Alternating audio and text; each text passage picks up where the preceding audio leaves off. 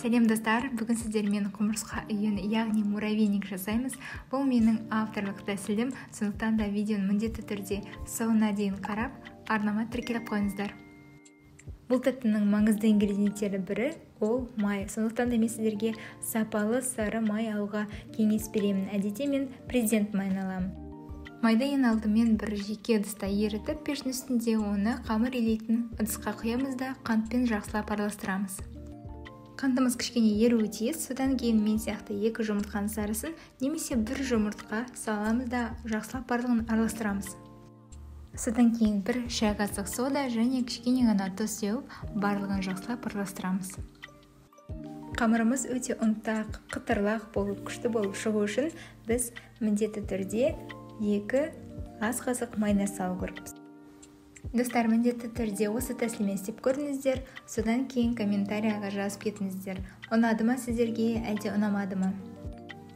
Барлығы дайын болғаннан кейін ұнды аз-аздан қосып, біртіндеп қамырымызды илейміз.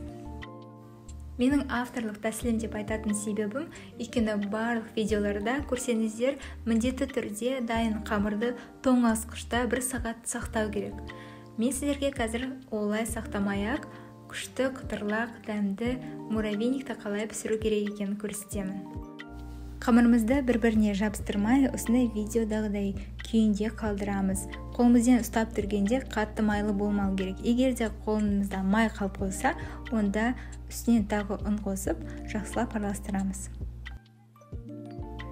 Біздің қамырымыз дайын. Енді пештің ішіндегі табаны алып, үстінен пергамент қағазын саламыз да қамырымызды салып пісіреміз. 180 градуста мен 30 минут пісірдім. Сіз өзіңіздің пешіңізге қарай қарап отырыңыз.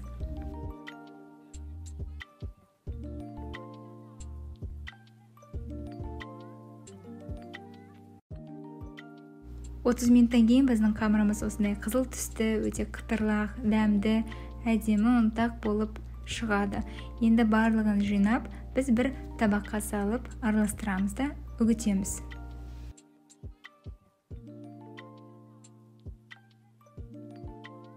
Негізі қамырымызды үгітпеуге де болады. Бұл жерде өзіңіздің қалауыңыз бойынша істейсіздер. Мен осылай қолыммен езіп үгітемін де барлығын жақсылап араластырамын. Муравейниктің ең негізі әрине ол қайнатылған, қоюландырылған сүт. Сондықтан да мен сіздерге қазір видеодағыдай сүтті алып, сонымен жасауға кеңес беремін. Осындай сүт ең дәмді және ең сапалы болып есептеледі, және муравейнигіміз нағыз біздің бала кезімізде болған муравейник сияқты болып шығады. Достар, бар болғаны осы әрекеттерді ғана істейміз.